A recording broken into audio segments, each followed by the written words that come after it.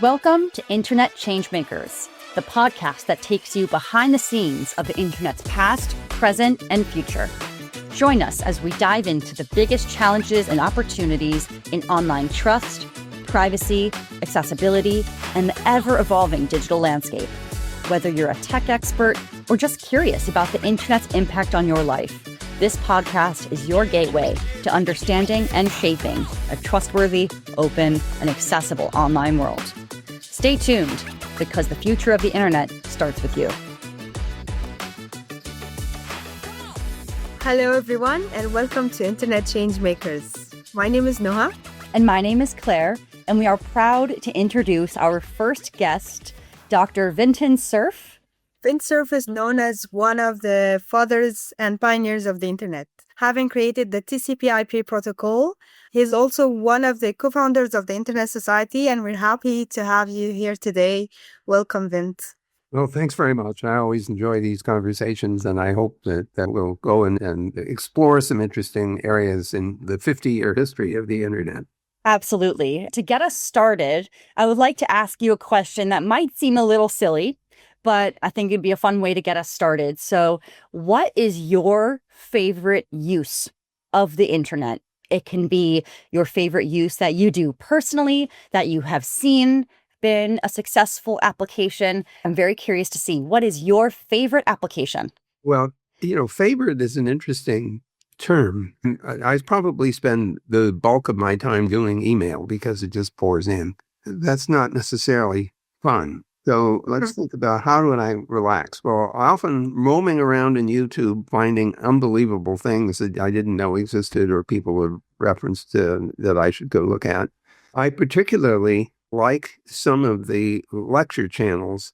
There's one that's called Veritasium, and the young man who runs that is extraordinarily smart and also has a strikingly wide range of interests. And so he generally ends up with utterly fascinating topics to explore. I've often just watched his show plus others. And then there's the fun stuff like online puzzles or Wordle or multi-party crossword puzzles and things like that. So I actually have a fairly wide-ranging appetite for online content. And of course, of late, the Google Gemini products have become a source of considerable fascination, productivity, and amusement. A good friend of mine has recently trained the system to emulate 5 characters from the Shakespeare plays, and then he lets them talk to each other. That's incredible. The results are unexpected, sometimes hilarious. He has a wild imagination, really. Just another curious question, Vint. Do you remember the first email you sent? Well, that would have been in 1971. Wow. And that's rather a long time ago. And the honest answer is, I sure don't. I'm sure that it had something to do, let's think about this, 71. So I was at UCLA at that point, and we are pretty deep into getting the ARPANET running. And it was during the summer or so that Ray Tomlinson at Bold, Baranek, and Newman came up with this idea of networked email. We had email on time-shared machines, but we didn't have a regular networked capability. So he had this idea of transferring a message as a file and having it land on another computer, end up in a file that was supposed to be about electronic mail. It kept appending messages onto this growing file.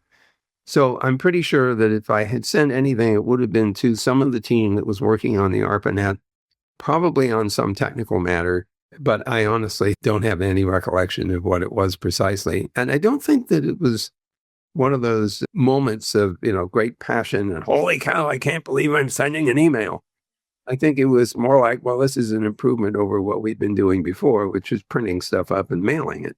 I can imagine that the efficiency that comes with sending an email must have been a nice improvement from the snail mail of the time.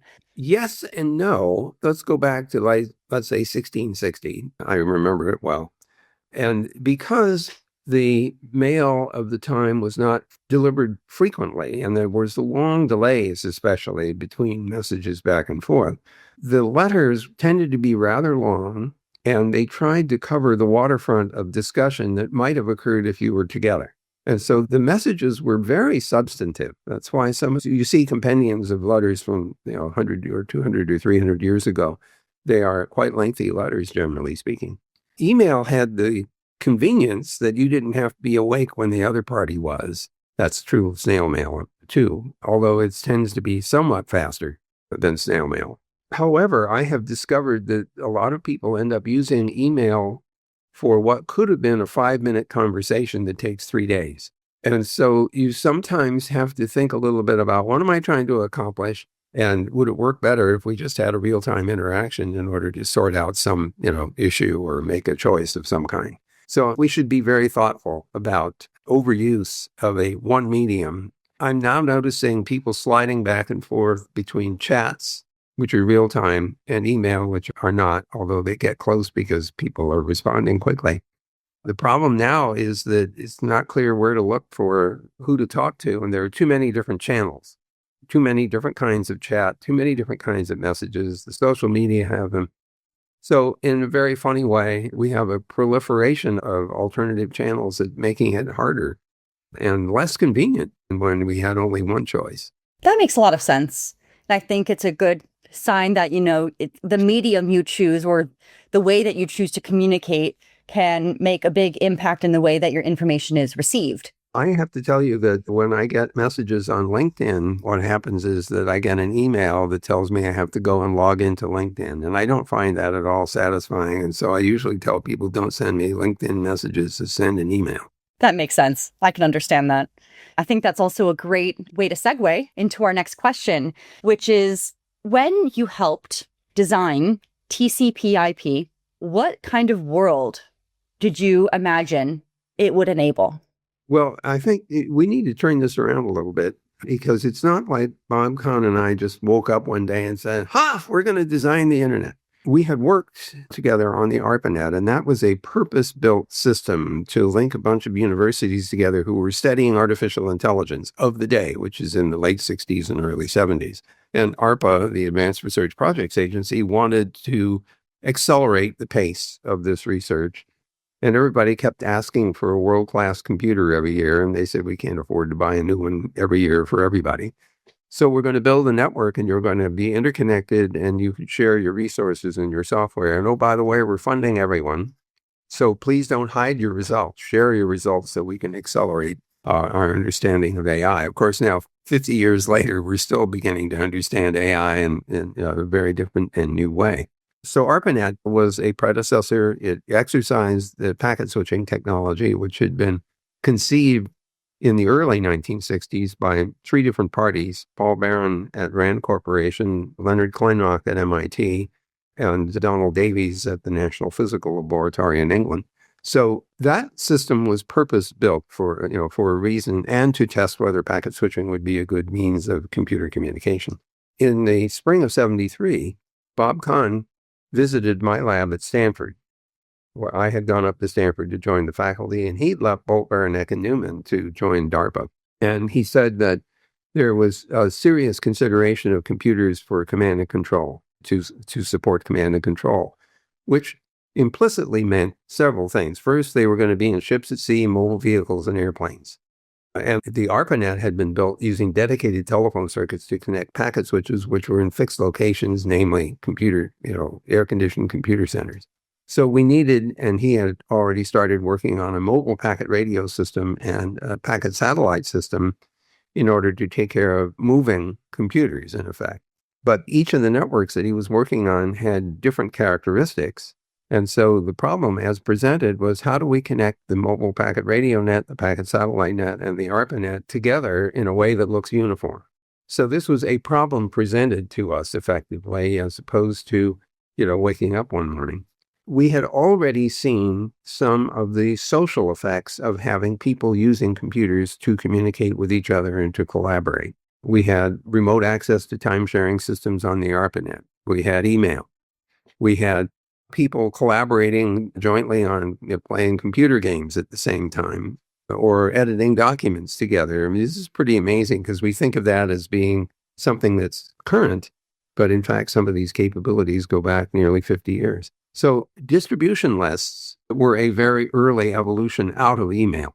And the first one I joined was called Sci-Fi Lovers, which is a big argument about who are the best authors and which are their best novels. And then the second one I joined was called Yum Yum, and that was a restaurant review list managed by somebody at Stanford University, assessing the restaurants in the Palo Alto area. The reason I bring this up, though, is that these were effectively primitive social networks. And you would recognize today's experiences are nascent in what we were doing 50 years ago, although the experiences today are augmented with video and audio and a lot of other, features. But nonetheless, you can see the social dimensions of the system. So it's not as if we woke up with a vision of what we see today, but we woke up with enough of an understanding of what command and control was going to require and some experience with using the predecessor ARPANET to recognize, I would say, the potential of connecting machines to each other in a way that would allow any machine to talk to any other machine. Now, I considered that to be a very important feature of the design of the internet, that everything should be able to talk to everything else.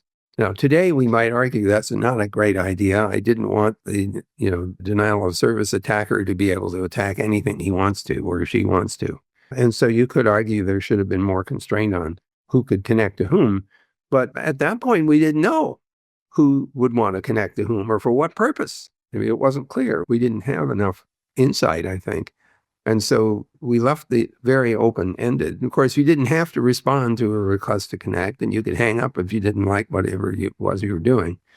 That doesn't avoid the problem of denial of service attacks, though, or other kinds of malware kinds of attacks. So there is today, I think there could be an argument over whether the openness is still an advantage.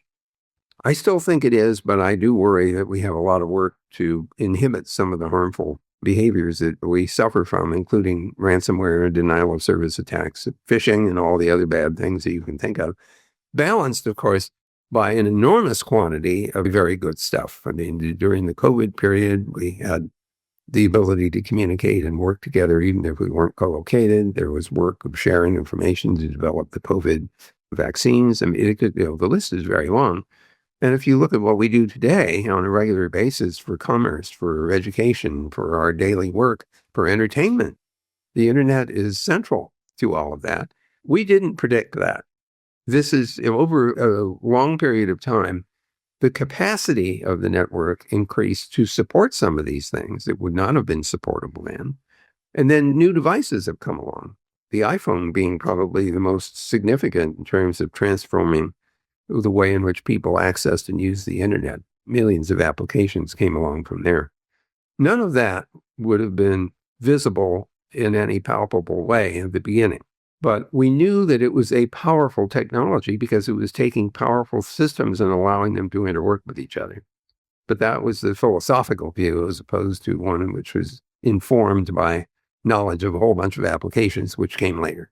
Interesting. Actually, Vint, to answer many of our upcoming questions, I had the perception that the internet was designed to be purely an academic tool. I didn't know that you wanted it to serve other purposes. Well, the ARPANET was designed specifically to help solve an academic problem, an economic problem, actually, for ARPA in the pursuit of artificial intelligence.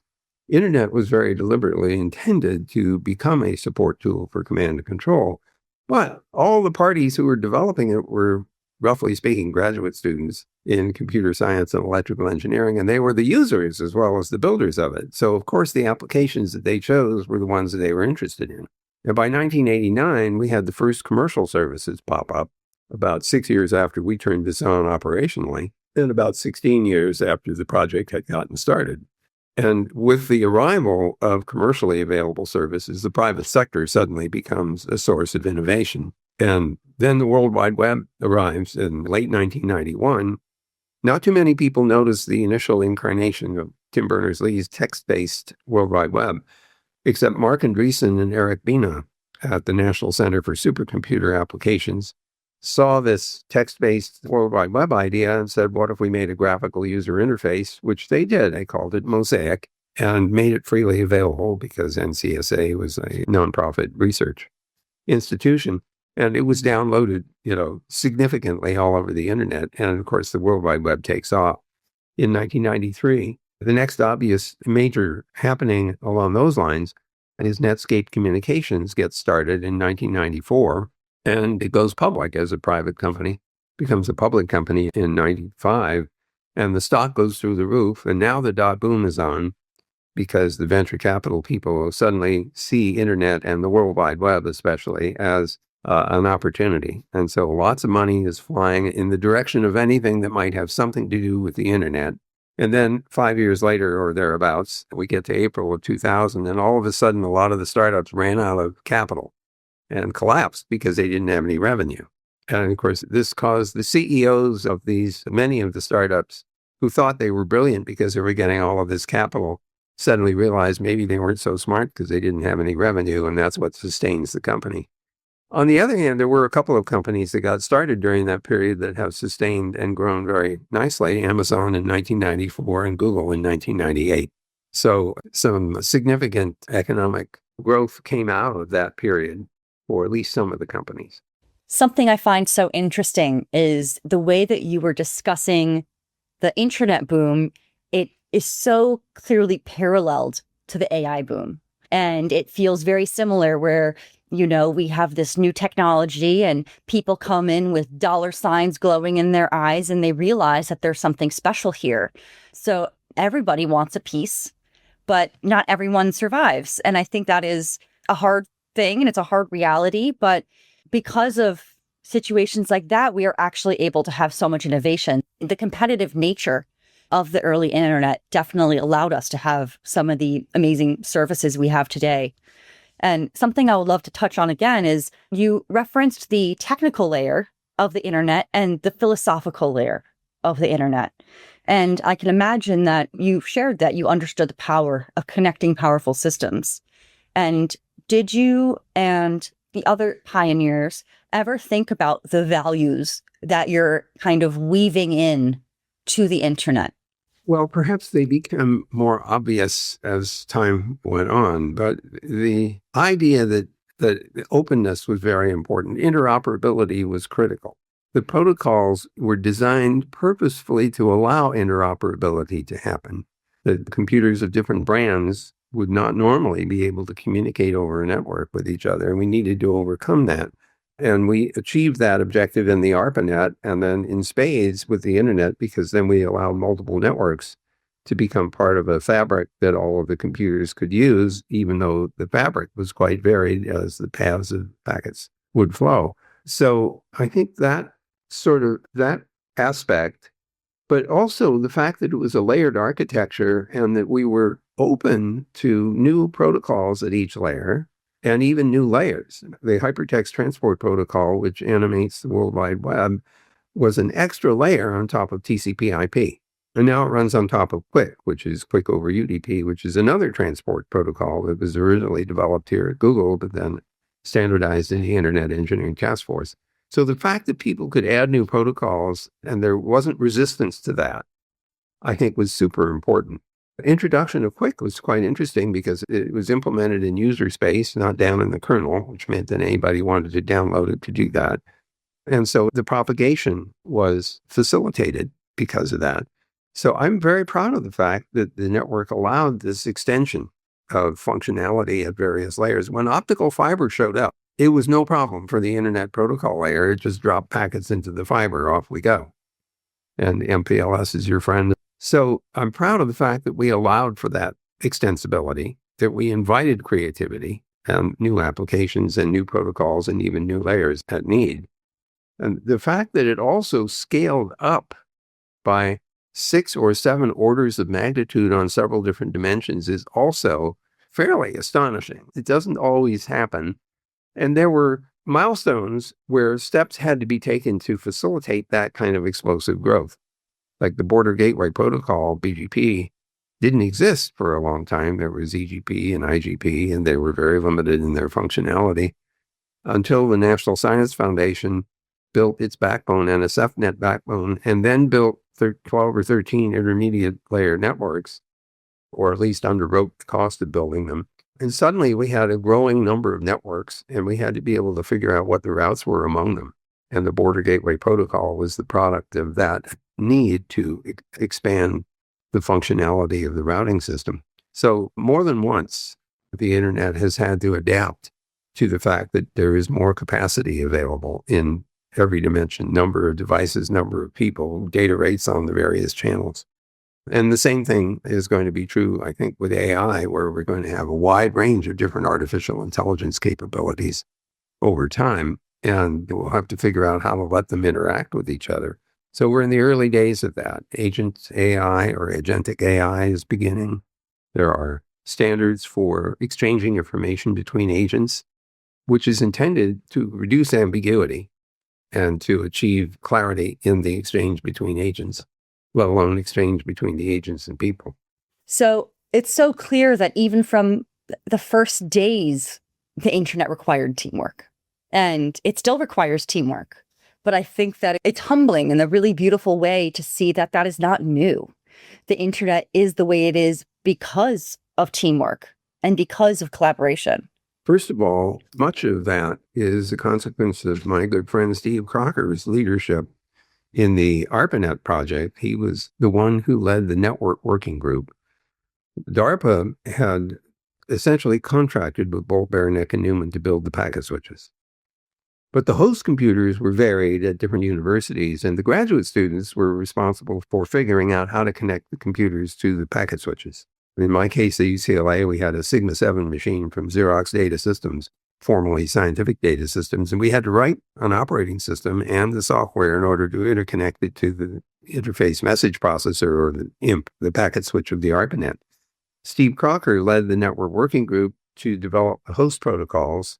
How do two computers of different brands communicate with each other? And then we added things like remote access, terminal interactive access, or file transfer protocols. Email is another important application. Lots of graduate students at lots of different sites around the ARPANET contributed to these protocols. And when Bob Kahn and I started working on the internet, we were able to draw on this significant community of people with an experience in networking. So I've often explained to some of my engineers that if you ever want to do anything big, get help, especially from people who are smarter than you are. And the other thing I have to tell them is that if you want to do something big, you better learn how to sell your ideas. Because if you can't sell your ideas, nobody will want to do what you want to do. And so I learned that lesson very early on, that I had to be able to get people excited about wanting to do what I wanted to do so I could get it done. And the good fortune, of course, behind all this is that it was supported by the Defense Advanced Research Projects Agency. I didn't have to go and find a venture capitalist. I didn't have to raise capital. I didn't have to max out my credit cards, which made it infinitely easier than a startup, because it had the backing of a solid source, and that backing continued over time. The National Science Foundation, the Department of Energy, and NASA all built their own backbones and underwrote those costs. And eventually, this, of course, commercialization happens in the late 1980s, and then we start seeing commercial investment. Even the packet switches of the internet emerge very early after the internet is physically turned on. So we turned it on officially and formally on the 1st of January, 1983. Within a few months of that time, as I understand it and recall, Cisco Systems gets started as a source of packet switches. The Ethernet, which comes out of Xerox PARC, becomes available commercially thanks to Bob Metcalf and his 3Com company, which got started in the late 70s, if not the early 80s. So we watched the private sector doing what successful companies do in the gold rush. They sell picks and shovels to the people who are looking for the gold. So packet switches and dedicated communication circuits and software to do TCP/IP were all part of the picks and shovels of the internet game, until we get to the point where services on the internet become feasible, cloud computing becomes feasible, and a vast quantity of new applications show up, especially when the mobile hits, when you can carry the internet wherever you happen to be and get access to it. Yeah, I would say that in today's 2025 world, if your mobile doesn't work, it's a bad day. So, looking back at the early days and witnessing this whole evolution of the internet, is there anything that you wish that could have been done differently, technically, ethically? There are a couple of obvious ones. When Bob and I were doing the original work in the 1973, 74, we had to decide on an addressing structure so that a host on one network could say, send this packet to a host on another net. Most of the networks of that time had no clue that there was any other net in the universe. So their addressing structure didn't allow you to even say that. So we had to invent an internet address that lets you say, send it to this host on that network. So we did something fairly simple because, after all, it's an experiment. We don't know if it's going to work. So we said, well, how many networks are we going to have to accommodate? And we ended up with thinking that 256 networks would be enough to deal with this as an experiment. And besides, we didn't think there were that many countries. At the time, I think we guessed that there were 128 countries. There wasn't any Google to go to ask the question anyway. So we estimated 128. Turns out that was wrong. It was probably more like 175. And then we thought there would be 2 nationwide networks in each country, so there'd be some competition. So 2 times 128 is 256, which is 8 bits. So we had 8 bits of network ID, and then we had 24 bits of host ID, allowing for up to 16 million computers on each network, which was a ridiculous number because at that time, we're talking 1973, a computer was a multi-million-dollar thing. And so having whatever the right number is, 16 million computers on any one network would have been ridiculously expensive. But nonetheless, it was an experiment, so we wasted the 32 bits. Well, of course, when 1992 comes along, the system is now commercially available, and we're watching this rapid growth of the what are called Class B addresses, the 16-bit, 65,000 element number of networks that was rapidly being consumed. So the Internet Engineering Task Force said, well, we better design a bigger address space.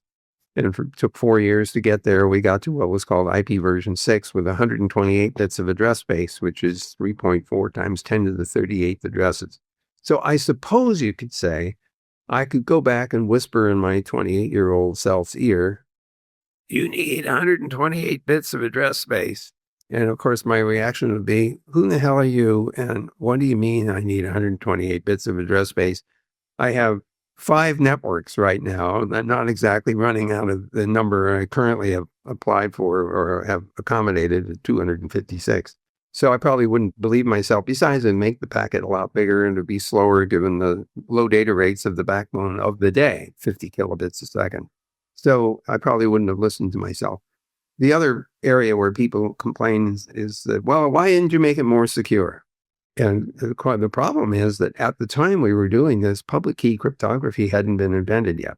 And so if we were trying to use cryptography, which we did for the military version of this, NSA was very much involved in the development of a multi-layer cryptographically protected system, link crypto at the lowest levels, and then end-to-end packet crypto for the applications. So we seriously considered all that. Later, around 1976, after the Internet project is about 3 years old, Whit Diffie and Marty Hellman at Stanford University come up with a paper they called New Directions in Cryptography, which introduced public key crypto. And it was immediately apparent that you could use that to do key distribution, among other things. But there wasn't any software available yet. No algorithms were readily available, so I couldn't do anything with it. And I remember thinking that even if I had all that available, which eventually I did, retrofitting that into the system and relying on graduate students to be disciplined about key management was a crazy thought. I mean, they're too distracted by homework assignments and PhD exams and all these other things. And so I assumed that I could retrofit that. And eventually, of course, we have retrofitted a lot of cryptographic technique, much of it depending on public key crypto, the RSA algorithms, among others, the Diffie-Hellman key exchange, and so on. Except now we have quantum computing. And we have Shor's algorithm, which threatens the RSA and other cryptographic methods that depend on for their work factor on the difficulty of factoring the products of large primes. Fortunately, no quantum machine can mount that attack right now. And in spite of the fact that one could someday, there are new algorithms that don't suffer from that weakness. They're based on lattice mathematical problems. And already multiple algorithms have been approved by the National Institutes of Standards and Technology. So post-quantum crypto is already available. So we skirted that problem. So I suppose I could have put more crypto in at the beginning. I don't think that would have solved a lot of the vulnerability problems that we experience today. A lot of those are a consequence not of the underlying network's vulnerability, but the vulnerability of the devices at the edge, the mobiles, the laptops, the desktops, the pads, and maybe even the cloud systems. And that's where the real challenges are with regard to defense against the cyber attack. I'm giggling to myself, thinking of a bunch of graduate students in their late 20s, stressed beyond belief, not enough sleep, thinking, for the love of packets, please do not surpass 16 million. Tired, underfed, undershowered. They need to make sure that 16 million is the number they do not pass. And I can imagine it's like, whoa, okay, so we did it. It passed. So we need to figure this out now. So actually, the unfortunate thing is that somebody figured out how to do network address translation, which is a way of inflating the number of machines that could be associated with a given publicly addressable IP address or publicly routable IP address. And so that actually has inhibited the adoption of IPv6. And I've sort of been unhappy about that, but haven't been able to do much. There is a slow trend towards introducing IP version 6. And eventually, at some point, we've already officially run out of v4 addresses. You have to buy them in order to get them. And they had historically been expensive. Somebody told me that the prices are dropping, and it may be because people are moving over to v6, so they're not interested in v4 as much. I would say my next question is definitely still about the history of the internet, but a little bit of a shift. In the early 90s, you co-founded the Internet Society. Why? Yeah, why would anybody do such a thing? Well, this was, again, forced on me. I was working with Bob Kahn at the time at the Corporation for National Research Initiatives.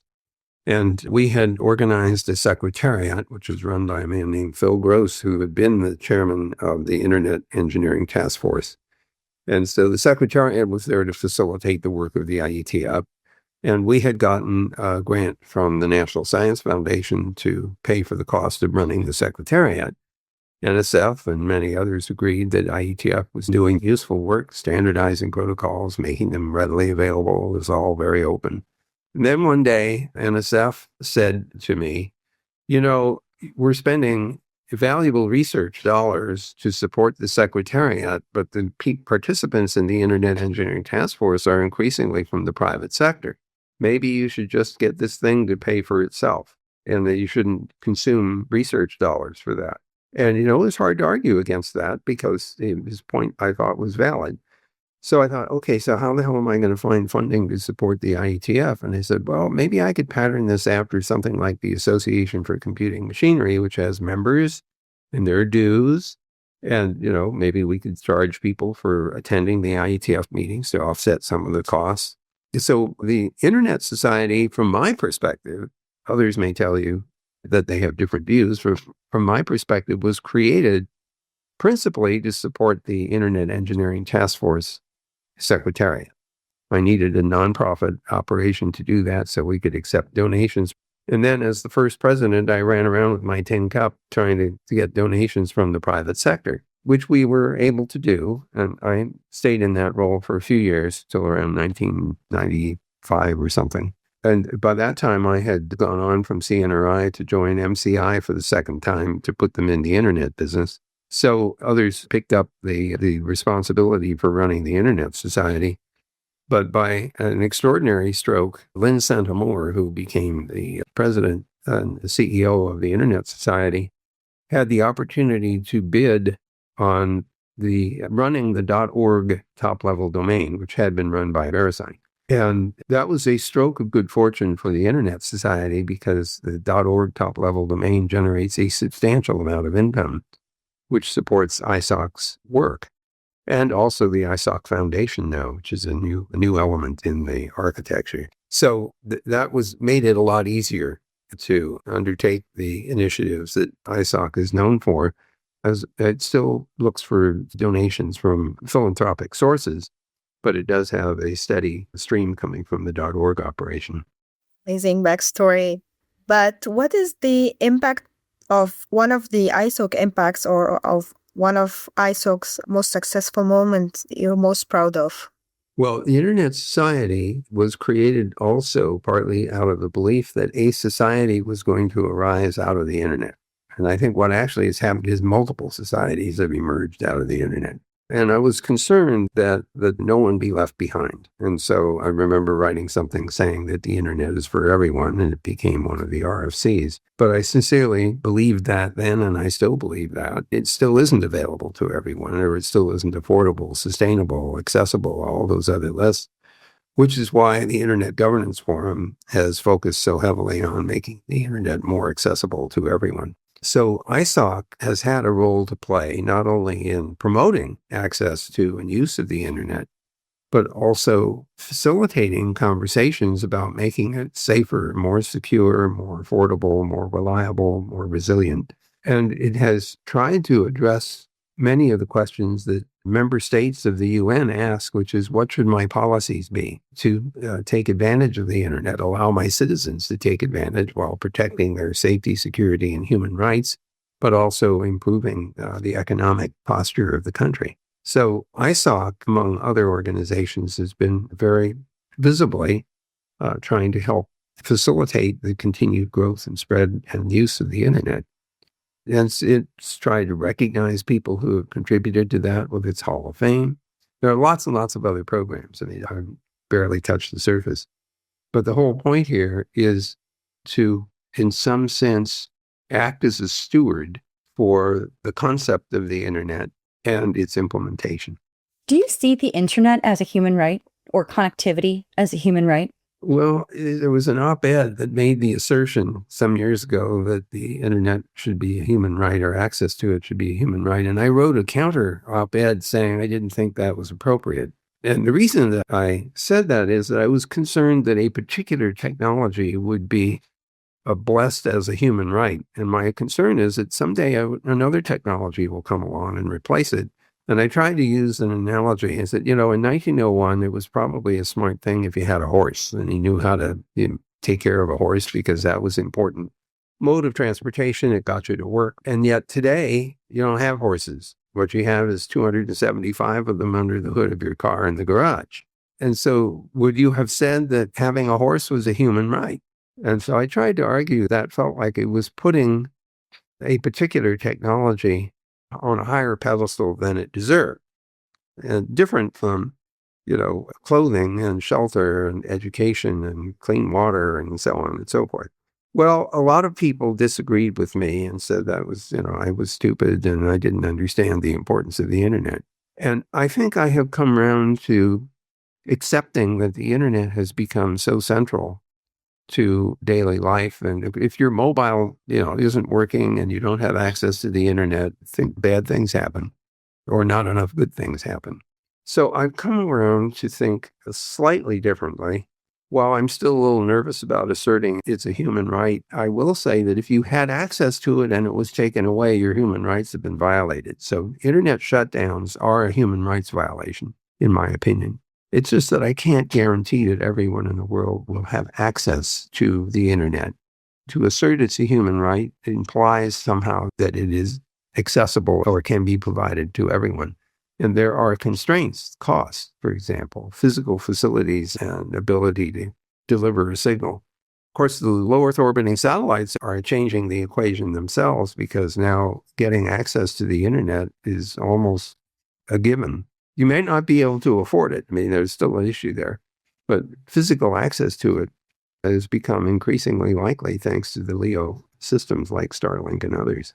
Yeah, I can see your point of view. It was definitely a very interesting discussion, whether or not it's a human right. And speaking about that, how do you see the future of the Internet Governance Forum?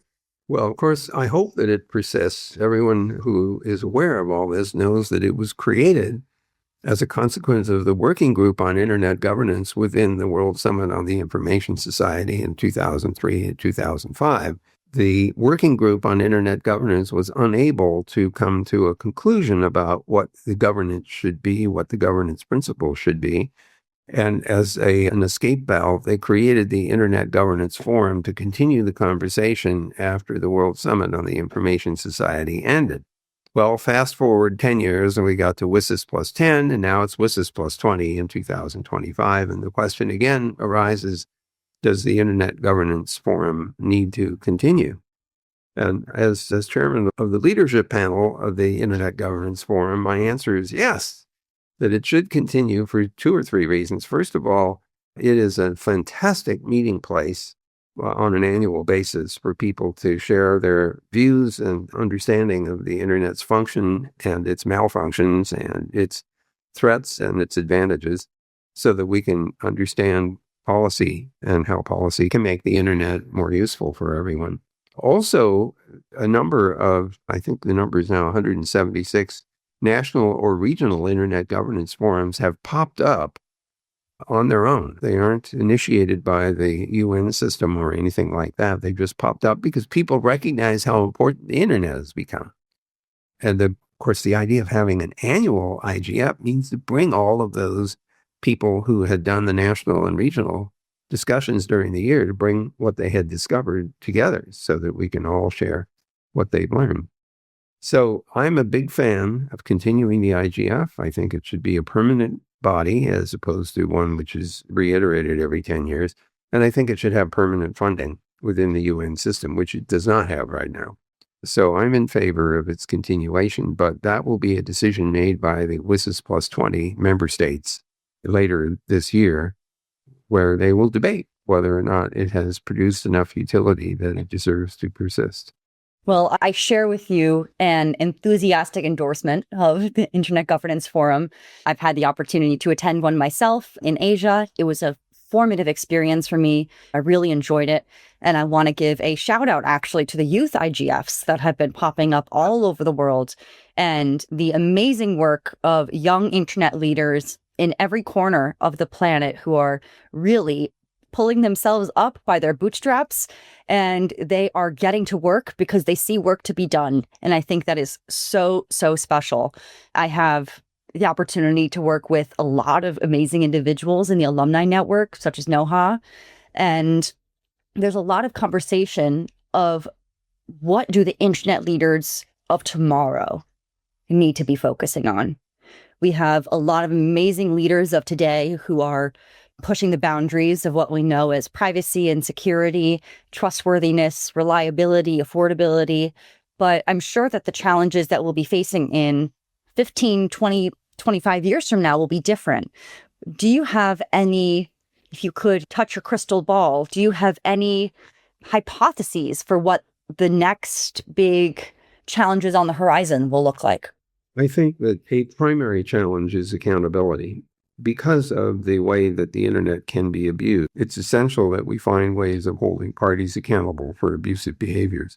And that will interfere with anonymity in some cases. And so under the right circumstances, you have to penetrate the veil of anonymity in order to hold parties accountable. It's especially complicated because the Internet is global in scope by design. And so the parties who are harmed may be in one jurisdiction and the parties perpetrating the harm may be in another, which means international cooperation is needed to achieve this accountability objective. So that's one thing. The second thing we haven't discussed, but a project began in 1998 at the Jet Propulsion Laboratory in Pasadena, California. My colleagues there and I started working on the design of an interplanetary extension of the Internet. We've come a long ways in the 25 or so years that this project has been underway. We understand how that design should work.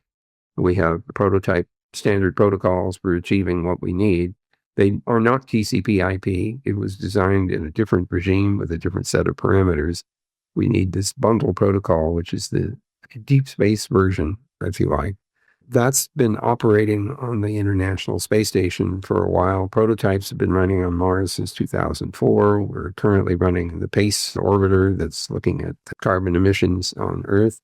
The Korean Space Agency is doing a couple of tests right now. It'll be part of the Artemis mission. So that's turning out to be a really exciting prospect. But the part that's the most interesting and unexpectedly confusing or complicated has to do with private sector engagement in space exploration. This is new relative to the 1960s Apollo programs and the Russian equivalents and so on, because now we have commercial companies like SpaceX and Blue Origin providing launch capability so that even countries that don't have otherwise a way to get into space now have a way to buy their way into space. What does that mean? Well, since NASA has already introduced commercialization concepts with the Lunar Eclipse program, they're saying to companies, if you build a rover, we'll buy it. Or if you build a habitat, we'll use it. Or if you offer us communication services, we'll buy it on the moon, or maybe someday on Mars. So the result now is that commercialization of space is becoming real. And you get into these fascinating questions, like what if you decide to put a mine on the moon? And NASA says, that's great, we'll buy the output. And the CEO of the company says, can I own the property that my mine is on? And we tell him, well, no, the Outer Space Treaty of 1967 says nobody's allowed to own any extraterrestrial body. And the CEO is saying, well, how am I going to protect my mine? I mean, where do I register? What if somebody tries to interfere with my operation? Who do I call? And in what jurisdiction are disputes settled? And we don't have answers to those questions. We have the Artemis Accords, which are helpful principles, but we don't have formal institutions to deal with these problems. So in addition to the technical part, which is utterly fascinating anyway, we're now faced with a whole bunch of commercialization and I guess legalization or regulatory questions about emerging off the planet. So we now talk about extraterrestrial internets, which I think is a great phrase. I enjoy saying that because it sounds like we're waiting for the aliens to show up. But we believe that there will be disconnected internets that will be interlinked by the backbone of the solar system internet running the Bundle Protocol suite. So that's a new area for young people to think about because they'll be the ones that eventually populate that system. Like, it was very surprising for me. I didn't think it's too soon or too close. Like, space engineering is a whole different world of opportunities and even threats. Yeah. Well, the fact is that it's not 20 years from now. This is happening now. By next year, Artemis 2 will probably be launched and the first step to get back to the moon, for example. And Elon Musk and others want to get to Mars sooner than later. So, I mean, this is a fascinating area of development that rivals the artificial intelligence, although AI may turn out to have an incredible role to play here, especially if it turns out that space is so inimical to human beings, which it's a really hazardous environment, that robots may turn out to be our friends here, and getting them properly trained with the right level of artificial intelligence may turn out to be the best way for us to pursue our space aspirations by sending the robots out first to build the habitats and do all the other things that we need for human comfort.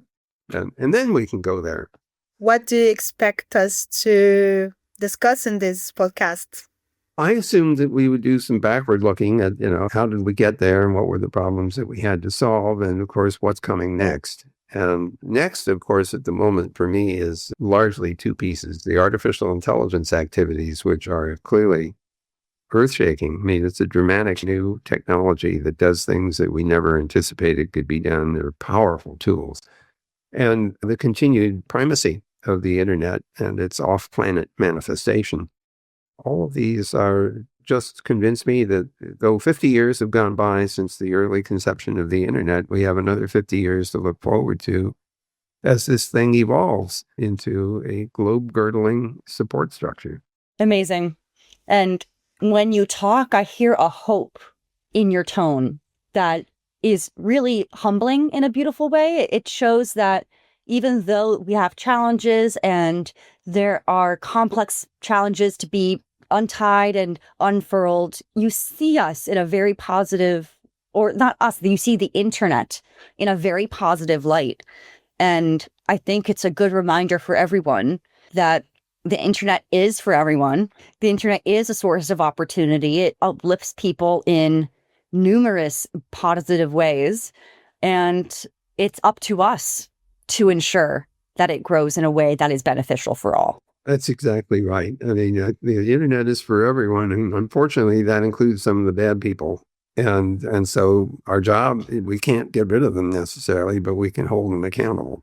And so that is, I think, the primary challenge. Thank you so much for joining us today. This was a really great conversation, and I know that you are a very busy man, so it really means a lot to us that you take time out of your schedule to come on the podcast with me and Noha and discuss the important issue of the history of the internet.